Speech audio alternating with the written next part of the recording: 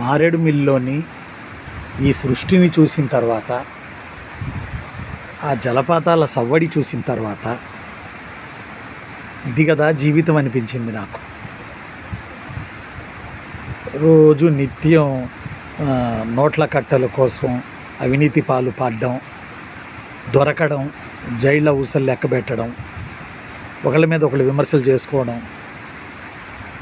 ఈర్ష్య, ద్వేషం, పగ, ప్రతీకారాలు, ఇవన్నీ ఈ అడవి తల్లిని చూసిన తర్వాత నాకు అనిపించింది, మనుషుల కన్నా ఈ చెట్లే మేలు అనిపించింది.